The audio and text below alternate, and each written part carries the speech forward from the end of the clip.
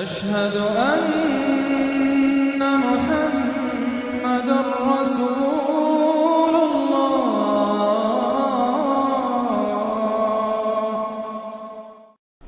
اب یہ دوسری سورت بسم اللہ الرحمن الرحیم سورۃ التحریم، یعنی یہ معاملہ کہ بیویوں کی محبت یا ان کے جذبات کا لحاظ اور پاس یا ان کی دلجوئی میں کوئی کام آپ ایسا کر بیٹھے کہ جو شریعت میں جائز نہیں، یا شریعت کا کوئی جائز کام ہے وہ آپ اس کو نہ کرنے کی قسم کھا لیں۔ اب ظاہر بات ہے کہ حضور کے لیے یہ تو ممکن نہیں تھا، قطعاً اس کا کوئی سوال ہی نہیں کہ آپ اپنی کسی بیوی کی محبت کی وجہ سے یا دلجوئی کی وجہ سے کسی حرام کام کا ارتکاب کرتے ہیں۔ لیکن دو تین واقعات ایسے ملتے ہیں کہ حضور نے اپنی بیویوں کی دلجوئی کے سلسلے میں کوئی چیز جو آپ کے لیے اصلاً حلال تھی اس کے بارے میں قسم کھا لی کہ اب یہ میں استعمال نہیں کروں گا، اس پر پکڑ آ گئی ہے۔ یا ایھا النبی لم تحرم ما احل اللہ لک، اے نبی صلی اللہ علیہ وسلم کیوں آپ حرام ٹھہرا رہے ہیں اپنے اوپر وہ شے جو اللہ نے آپ کے لیے حلال کی ہے۔ تبتغی مرضات ازواجک، کیا آپ چاہتے ہیں اپنی بیویوں کی رضا جوئی؟ واللہ غفور الرحیم۔ اب دیکھیے یہ تیور بتا رہے ہیں اللہ تعالیٰ کی جو یہ ناپسندیدگی۔ یا ایھا النبی لم تحرم ما احل اللہ لک تبتغی مرضات ازواجک واللہ غفور الرحیم، اللہ غفور الرحیم ہے، اللہ نے معاف فرمایا، اللہ نے آپ کی خطا سے درگزر کیا۔ قد فرض اللہ لکم تحلۃ ایمانکم، اللہ تعالیٰ نے تمہارے لیے ایسی قسموں کا کھول دینا جو اس کا راستہ معین کر دیا ہے۔ فرض میں یہ بھی سمجھا گیا لازم ٹھہرایا ہے، یعنی کوئی غلط قسم کھا لی ہے تو اس فرض ہے کہ اسے توڑ دیا جائے، لیکن توڑنے کا کفارہ ہے، ایسے نہیں توڑ دیا جائے گا۔ وہ بھی پوری آیت جو ہے وہ سورہ مائدہ کے اندر آ چکی ہے، گویا کہ اب آپ یہ اپنی قسم توڑیے اور وہ کفارہ ادا کیجیے۔ واللہ مولاکم، اللہ تمہارا مولا ہے، مددگار ہے، پشت پناہ ہے، وہو العلیم الحکیم، اور وہ سب کو جاننے والا ہے، کمال حکمت والا۔ وَإِذْ أَسَرَّ النَّبِيُّ إِلَىٰ بَعْضِ أَزْوَاجِهِ حَدِيثًا، اور جب نبی نے صلی اللہ علیہ وسلم اپنی بعض ازواج، اپنی کسی زوجہ محترمہ کو کوئی بات بتائی، اسرہ اسرار سے، خفیہ طور پر، راز کے طور پر، میں ان تفاصیل میں نہیں جا رہا کہ واقعات کیا تھے ورنہ بہت دیر لگ جائے گی، بات سمجھنی چاہیے، باقی یہ کہ آپ تفسیروں میں دیکھ سکتے ہیں۔ تو آپ نے کوئی بات اپنی کسی ایک زوجہ محترمہ کو بتائی اور کہا دیکھو یہ کسی اور سے کہنا نہیں، یہ میرا راز ہے۔ فلما نبات بہ، جب انہوں نے اس کو ظاہر کر دیا، عورتوں کے کہتے ہیں پیٹ ہلکے ہوتے ہیں اس معنی میں کہ راز رکھنے اپنے پاس، بہت سے مرد بھی عورتوں کی طرح کے ہوتے ہیں، ان سے کوئی چیز چھپائی نہیں جاتی، نہ ہر زن زنست نہ ہر مرد مرد، لیکن یہ کہ عام طور پر یہ عورتوں کی کمزوری شمار ہوتی ہے۔ تو ازواج مطہرات سے بھی اس کا صدور ہوا ہے۔ فلما نبأت بہ، جب انہوں نے اسے ظاہر کر دیا، وأظہرہ اللہ علیہ، اللہ تعالیٰ نے اپنے نبی کو صلی اللہ علیہ وسلم سے مطلع فرما دیا کہ وہ راز نہیں رہا ہے، راز آپ کی ان اہلیہ نے فاش کر دیا ہے۔ عطف بعضہ، تو حضور نے کچھ تو ان کے سامنے ظاہر کر دیا، وأعرض عن بعض، بات پوری ان کو نہیں بتائی، بعض جو ہے روک لی۔ فلما نبأ بہ، تو جب انہوں نے حضور نے صلی اللہ علیہ وسلم ان کو بتایا، قالت من انباک ھذا، اب ایک طرز عمل تو یہ ہوتا ہے کہ فوراً ندامت ہوتی کہ ہاں حضور مجھ سے غلطی ہو گئی، میں واقعتاً آپ کا راز جو ہے وہ میں رکھ نہیں سکی اور مجھ سے بے دھیانی میں بے خیالی میں بات نکل گئی۔ ایک دوسرا یہ ہے من انباک، آپ کو کس نے بتایا؟ یہ انداز جو ہے، دیکھیے عام بیوی عام شوہر کے درمیان اس میں کوئی حرج نہیں، لیکن جیسا کہ سورہ حجرات میں ہم پڑھا ہے، اعلموا، جان لو اچھی طرح، ان فیکم رسول اللہ، اے عائشہ اے حفصہ یہ تمہارے شوہر ہی شوہر نہیں ہے، یہ اللہ کے رسول ہے۔ طرز عمل تمہارا جو ہے ان کے ساتھ بہت محتاط ہونا چاہیے، بہت محتاط ہونا چاہیے۔ من انباک، آپ کو اس نے بتایا؟ قال نبانی العلیم الخبیر، جواب میں بھی غصہ ہے حضور کا، مجھے اس نے بتایا کہ جو العلیم ہے اور خبیر ہے، جو سب کچھ جاننے والا ہے اور ہر چیز سے باخبر ہے۔ اب یہ اللہ تعالیٰ کی طرف سے آ رہا ہے، اس کی تعبیر میں اہل تشیع ایک انتہا کو نکل گئے، ہمارے عام مفسرین نے بھی انہی کی روش اختیار کی ہے، لیکن مولانا حمید الدین فراہی رحمۃ اللہ علیہ کا میں کم از کم اپنی ذات پر بہت بڑا احسان سمجھتا ہوں کہ جو انہوں نے تعبیر کی ہے، اور وہ عربی زبان کا جو اسلوب ہے اس کے اعتبار سے 100% درست ہے۔ ان تتوبا الی اللہ فقد صغت قلوبکما، اگر تم دونوں، اب ظاہر بات ہے کہ ایک اہلیہ کا نے راز چھپایا جو دیا گیا تھا دوسری اہلیہ، حضور کی دوسری اہلیہ کو کہا جاتا ہے، حضرت حفصہ نے یہ معاملہ کیا، حضرت عائشہ کو بتا دیا۔ ان دونوں کے تعلقات بہت اونچے تھے، اس لیے کہ ظاہر بات ہے کہ حضور کے ہاں جو مقام اور مرتبہ تھا ابو بکر کا اور عمر کا رضی اللہ تعالی عنہما، اس کے حوالے سے ہی پھر ازواج مطہرات میں بھی خود بخود غیر شعوری طور پر یہ احساسات ہو جاتے ہیں۔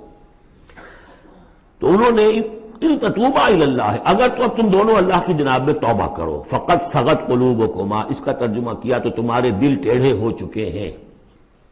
یہ اہل تشیع کا ترجمہ ہے، ازواج مطہرات سے انہیں بالعموم قد ہے، حضرت عائشہ سے بہت سخت ہے، لیکن یہ عام ازواج مطہرات سے۔ اس کا ترجمہ صحیح یہ ہے کہ اگر تم اللہ کی جناب میں توبہ کرو تو تمہارے لیے یہی مناسب ہے، اور تمہارے دل تو مائل ہو چکے ہیں، لیکن ایک ہوتا ہے ناز والے نیاز کیا جانے۔ اب یہ ماننا جو ہے یہ ذرا کڑا گزر رہا ہے کہ حضور مجھ سے غلطی ہوئی، آپ مجھے معاف کر دیجیے، وہ بھی اس لیے کہ معاملہ ہے شوہر اور بیوی کا۔ جیسے ہم کہتے ہیں کہ میاں تمہارے دل میں تو بات اب آ چکی ہے، بس تم مان نہیں رہے ہو، دل میں تو تم نے بات سمجھ لی ہے، تم اگر ایسا کرو تو یقیناً تمہارے لائق ہے، یہ انداز ہے یہ۔ اور یہ بہت سی مثالیں دے کر انہوں نے واضح کیا، اب میں اسے بہت بڑا احسان مانتا ہوں۔ ان تتوبا الی اللہ فقد صغت قلوبکما، اللہ کی جناب میں اگر توبہ۔ اچھا، صغن کا ایسا لفظ ہے یہ عربی زبان کا جو میں نے پہلے بھی آپ کو بتایا تھا، مالا الا مالا عن، میلان سے، مالا کے بعد الا ہوگا کسی شے کی طرف میلان، توجہ اس کا ہونا، دل کا ادھر رجحان ہونا، اور مالا عن کسی چیز سے نفرت ہو جانا، لفظ ایک ہی ہے، مال، میلان، الا اور عن۔ رغب الا، رغب عن، راغب ہوا اس شے کی طرف اور راغب ہوا اس چیز سے، متنفر ہو گیا اس چیز سے، لفظ ایک ہی ہے، رغبت۔ اس طرح صغب کا لفظ ہے، تو صغب جو ہے دونوں طرف جاتا ہے، تمہارا دل تو مائل ہو ہی گیا ہے۔ کس طرح مائل ہو گیا ہے؟ یعنی وہ واقعتاً اپنی خطا کا احساس ہو گیا ہے تمہارے دلوں کو، اب صرف یہ ہے کہ زبان سے بھی اس کا اعتراف کرو۔ جیسے کہ حضرت آدم کو احساس ہو گیا تھا اپنی خطا کا، تو اللہ تعالیٰ نے الفاظ سکھا دیے تھے، فَتَلَقَّى آدَمُ مِن رَبِّهِ كَلِمَاتٍ فَتَابَ عَلَيْهِ۔ یہ ترجمہ ہے اس آیت کا صحیح۔ ان تتوبا الی اللہ فقد صغت قلوبکما وان تظاہرا علیہ، اور اگر اب جیسے کہ قاعدہ ہے، عام طور پر حضور کی بھی کوئی ہلکا سا سہو اگر ہو جاتا تھا تو کس قدر انداز جو ہے سخت ہو جائے قرآن مجید کے اندر، اس لیے کہ بڑے لوگوں کے معاملے بڑے ہیں، الرب رب من تنزل والعبد عبد من ترقى۔ اسی طرح جو بھی اونچے لوگ ہیں ازواج مطہرات ہیں، تو ان کا بھی جو بھی اظہار ناپسندیدگی ہو رہا ہے اللہ کی طرف سے، اس میں الفاظ بڑے سخت ہیں۔ اگر تم دونوں نے کوئی گٹھ جوڑ کر لیا، ان تظاہرا علیہ، محمد کے خلاف صلی اللہ علیہ وسلم، کوئی متحدہ بھاگ بنا لیا، تو سن لو فإن اللہ هو مولاه وجبریل وصالح المؤمنین والملائکۃ بعد ذلک ظہیر، کہ اللہ ان کا ولی ہے، دوست ہے، پشت بنا ہے، مددگار ہے، پھر جبرائیل ہے، پھر تمام صالح اہل ایمان ہے، پھر یہ کہ تمام فرشتے بھی اس کے بعد ان کے پشت بنا ہے۔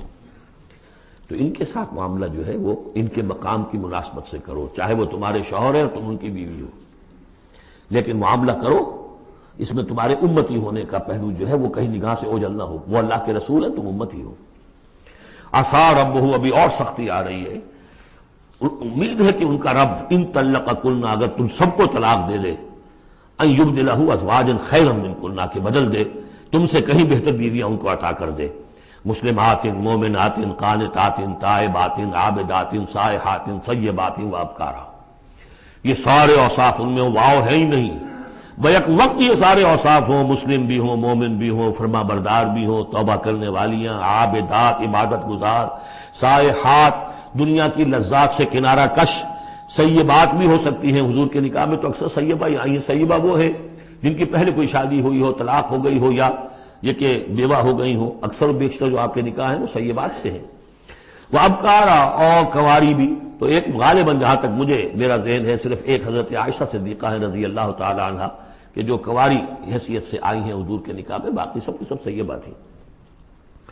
یہ تو ہو گیا ایک خاص معاملہ عائلی زندگی سے متعلق۔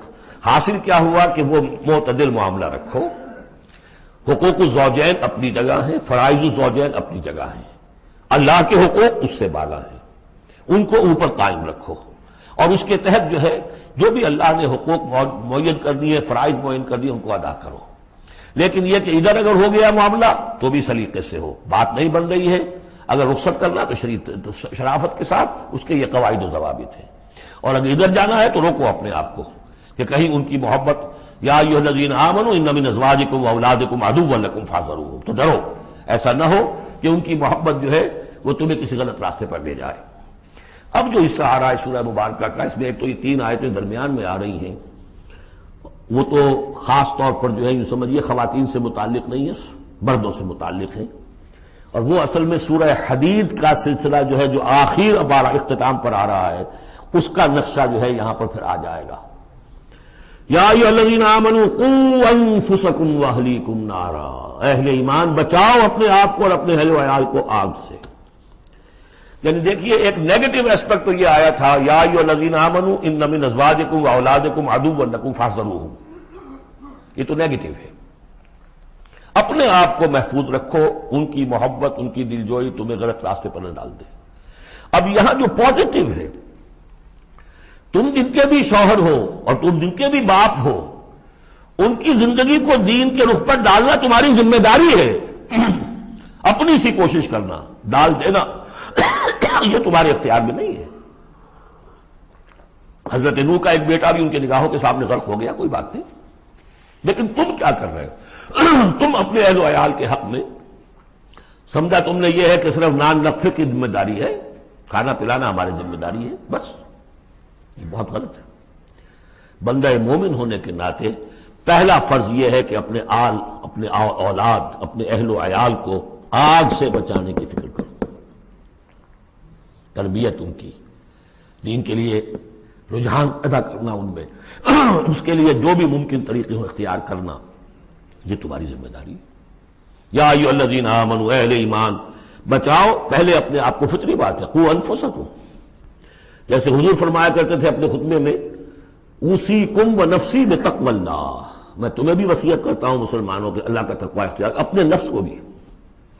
اسی طرح قوا انفسکم واہلیکم نارا، بچاؤ اپنے آپ کو اور اپنے اہل و عیال کو آگ سے، وقودھا الناس والحجارہ، اس کا ایندھن بنیں گے انسان اور پتھر، علیہا ملائکۃ غلاظ شداد، اور اس پر ایسے فرشتے ہیں معمور ہیں اس جہنم پر کہ جو بڑے تند خو ہیں، سخت دل ہیں، شداد، لا یعصون اللہ ما امرہم۔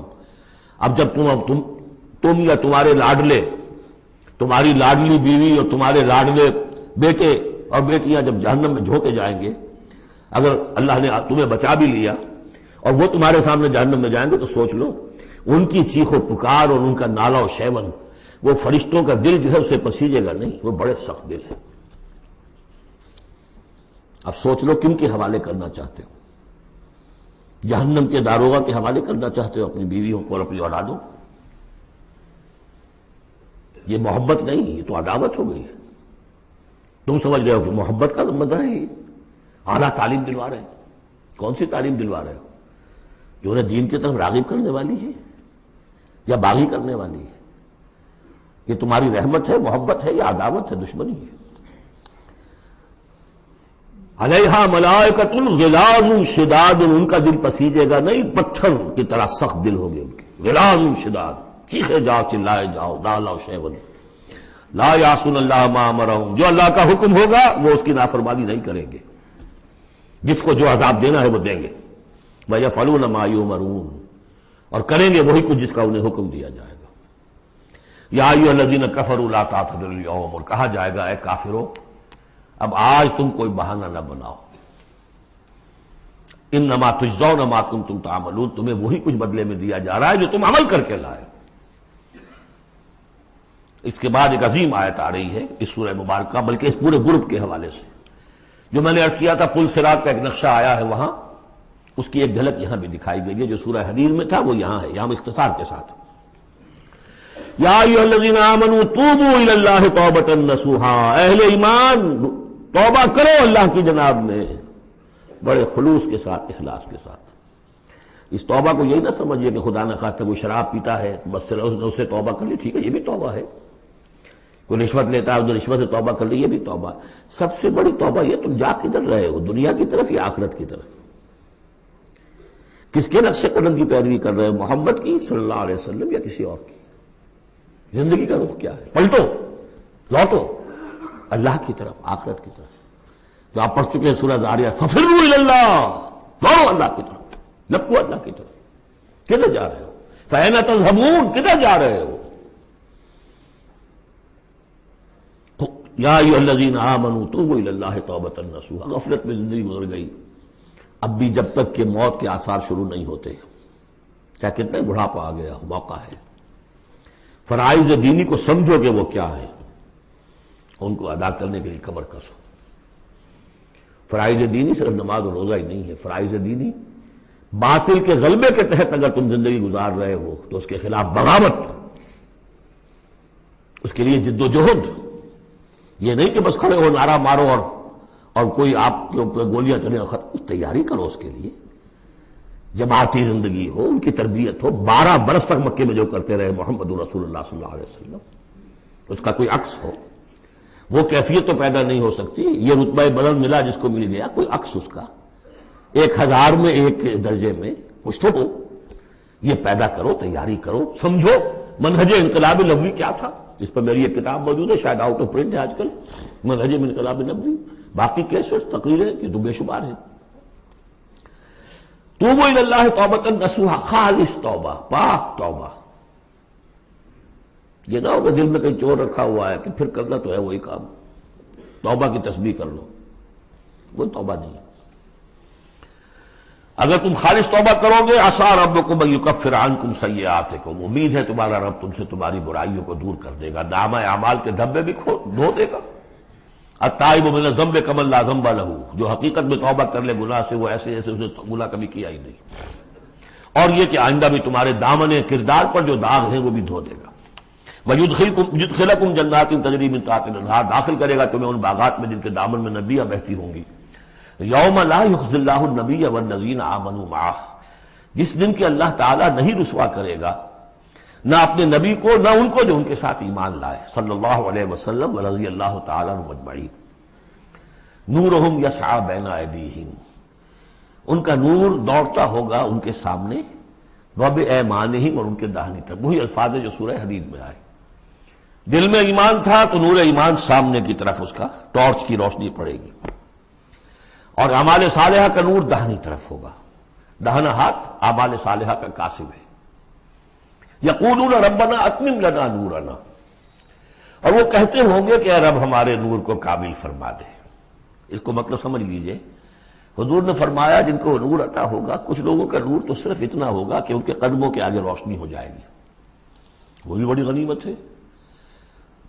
اندھیرے میں پگڈنڈی پر چلنا ہو تو وہ اتنی ٹارچ کی روشنی بھی وہ معلوم ہوگا بہت غنیمت ہے. لیکن کچھ لوگوں کو ایسا نور ملے گا کہ جس کی روشنی یہاں مدینے سے صنعاء تک جائے گی، یمن کا شہر. ابو بکر صدیق کو کون سی روشنی ملے گی؟ ہمیں تو وہ ٹارچ بھی مل جائے تو بہت غنیمت ہے. لیکن جنہیں وہ تھوڑا ملے گا، کیوں تھوڑا ملا؟ کوتاہیاں تھیں، تقصیرات تھیں، کمی تھی، جتنا کرنا چاہیے تھا اتنا نہیں کیا تھا، کچھ بچا بچا کے بھی رکھا تھا. تو بچا بچا کے نہ رکھ اسے، تیرا آئینہ ہے وہ آئینہ کہ شکستہ ہو تو عزیز تر ہے نگاہ آئینہ ساز میں. لہذا کم ہوگا پھر وہ دعا کریں گے ربنا اتمم لنا نورنا.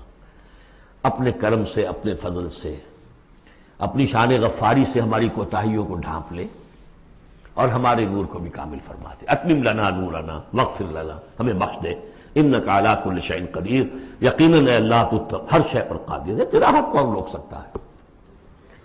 یا ایھا النبی جاہد الکفار والمنافقین واغلظ علیہم ومأواہم جہنم وبئس المصیر. اے نبی صلی اللہ علیہ وسلم، جہاد کیجئے کافروں سے بھی اور منافقوں سے بھی. یہ آیت جو کہ تو سورہ توبہ میں بھی آ چکی ہے. واغلظ علیہم، سختی کیجئے. آپ کی طبیعت میں نرمی ہے، اور اس نرمی کا ناجائز فائدہ اٹھاتے ہیں منافقین، کیونکہ قانونی ان کو پروٹیکشن حاصل ہے، مسلمان تو ہے وہ، تو آپ ان کے ساتھ بھی وہ معاملہ کرتے ہیں کہ جو اہل ایمان کے ساتھ کرتے ہیں. چنانچہ وہ کہتے ہیں ہوا اذن، یہ تو کان ہی کان ہے نرے، بس کان ہی کان ہے، سن لیتے ہیں، سمجھتے تو ہے ہی نہیں، دماغ میں بھیجا نہیں ہے ان کے.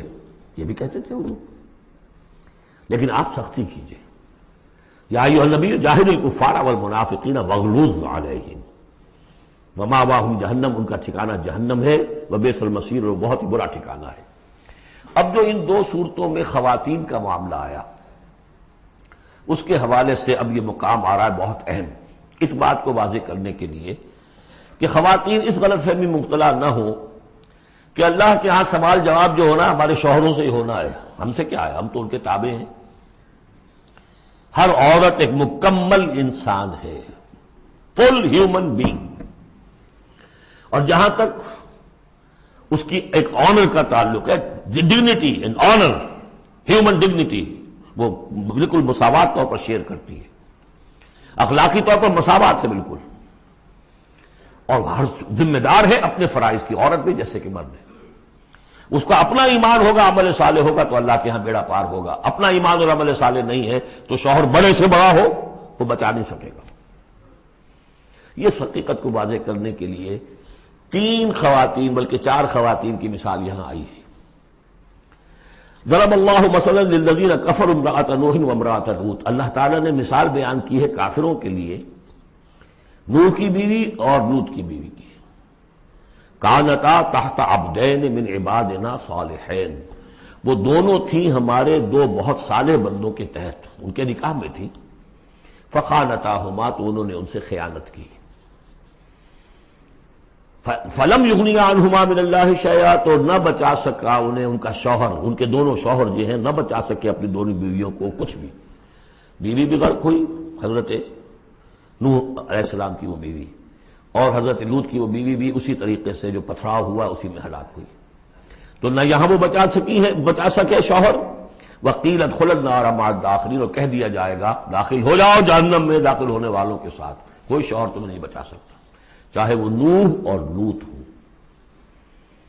لوط تو خیر اولو العزم من الرسل میں ان کا شمار عام طور پر نہیں ہوتا، حضرت نوح تو بہت اولو العزم 950 برس جنہوں نے دعوت دی.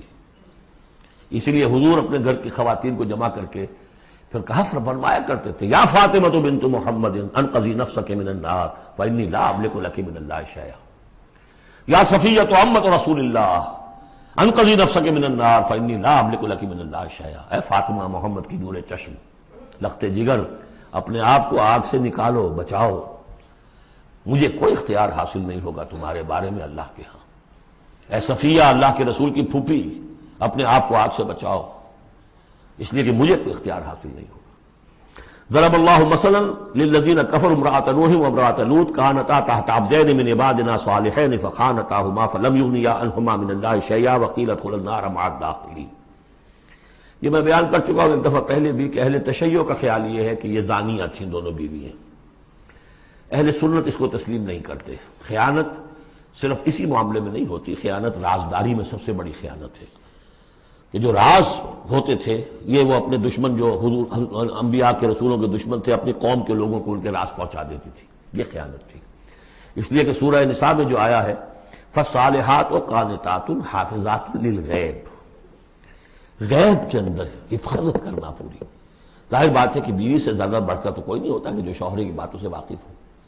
تو یہ خیانت ہے اہل سنت کے نزدیک. لیکن بہرحال نتیجہ یہی ہے کہ وہ پھر جہنمی ہے، اور صرف نبی کی بیوی ہونے کے ناطے سے انہیں چھٹکارا نہیں مل جائے گا. وضرب اللہ مثلا للذین آمنوا امرأۃ فرعون، اور اہل ایمان خواتین کے لیے اللہ تعالیٰ نے مثال بیان کی ہے فرعون کی بیوی کی، آسیہ ان کا نام تھا. اذ قالت رب ابن لی عندک بیتا فی الجنہ. اب اس ایک جملے میں ان کی پوری ذہنی اور نفسیاتی کیفیت سامنے آ رہی ہے. جبکہ اس اللہ کی بندی نے کہا پروردگار میرے لیے تو جنت میں اپنے پاس ایک مکان بنا لے، وَنَجَّنِي مِن فِرْعَوْنَ وَعَمَلِهِ، مجھے نجات دے اس فرعون سے بھی اور اس کے عمل سے بھی. وَنَجَّنِي مِنَ الْقَوْمِ الظَّالِمِينَ، اور اللہ جلد از جلد مجھے نجات دے ان ظالموں کی قوم سے. یعنی موت کی آرزو کر رہی ہیں. محل میں عیش و آرام ہر طرح کا حاصل ہوگا، کیا نہیں ہوگا، لیکن اللہ کے ساتھ ایمان کا معاملہ یہ ہے. اور شوہر کا جو بھی خدائی کا دعویٰ کر کے بیٹھا ہوا ہے، کیا اس نے کفر کا اور اس کا معاملہ ہے، تو ان کے اندر بیزاری کتنی ہے اپنے اس شوہر سے. تو گویا کہ 2 انتہائی مثالیں آ گئی. بہترین شوہروں کے ہاں بدترین انجام والی بیویاں، اور بدترین شوہر کے ہاں بہترین انجام والی بیوی جس کا کہ ذکر ہو رہا ہے. اور سب سے اونچی جو خواتین ہوں گی حضرت مریم، حضرت آسیہ، حضرت خدیجہ، حضرت عائشہ، حضرت فاطمہ، یہ یوں سمجھیے چوٹی کی خواتین ہوں گی قیامت میں. تو اس حوالے سے یہ جو آسیہ ہیں یہ بھی انہی میں.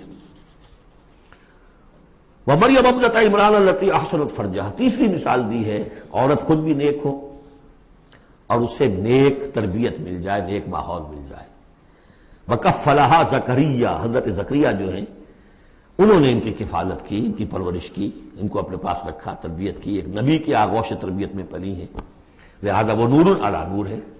ومریم ابنۃ عمران التی احسنت فرجہا فنفخنا فیہ من روحنا، تو ہم نے پھونک ماری اس میں اپنے روح کی، وصدقت بکلمات ربہا، اور اس نے تصدیق کی اپنے رب کی تمام باتوں کی، جو بھی وحی کے ذریعے سے فرشتے بتاتے رہے کہ اے مریم تجھے اللہ نے چن لیا ہے، اور اے مریم تمہارے لیے اللہ کا فیصلہ یہ ہے کہ تیرے ہاں بیٹا ہوگا، یہ ساری باتیں انہوں نے مانی تسلیم کی۔ صدقت بکلمات ربہا وکتبہ، اور جو اس کی کتابیں تھیں، ظاہر بات ہے کہ تورات ان کے پاس موجود تھی، زبور ان کے پاس موجود تھی، انبیاء کے اور صحیفے ان کے پاس موجود تھے۔ یہ تو صرف 1900 سال پر پہلے کی بات ہے جو ہم کر رہے ہیں اس وقت۔ All the prophets of the Old Testament, ان کے تمام صحیفے، پوری اولڈ ٹیسٹمنٹ موجود تھی۔ وکتبہ، اور اس کی تمام کتابوں کی انہوں نے تصدیق کی۔ وکانت من القانتین، اور وہ تو بہت ہی فرما بردار بندیوں میں سے تھیں۔ تو تین چیزیں تو آ گئی، چوتھی کسر رہ گئی کہ نہیں رہ گئی؟ آپ نے کچھ سوچا یا نہیں؟ بہترین شوہر کے ہاں بدترین بیوی، بدترین شوہر کے ہاں بہترین اور خاتون، ایک خاتون نور علی نور، خود بھی نیک، ماحول بھی نیک۔ چوتھی کون سی بات رہ گئی؟ خود بھی بدتینت اور شوہر اس سے بڑھ کر، بلکہ یہ کہنا مشکل ہو جائے کہ شوہر زیادہ بدتینت ہے یا وہ خود زیادہ بدتینت ہے۔ اس کی مثال معلوم ہے کہاں ہے؟ تبت یدا ابی لہب وتب ما اغنی عنہ مالہ وما کسب سیصلی نارا ذات لہب وامرأتہ حمالۃ الحطب فی جیدہا حبل من مسد۔ یہ پھر جب وہاں پہنچیں گے پڑھیں گے، شوہر بھی بدتینت، بیوی بھی بدتینت، ظلمات بعضها فوق بعض۔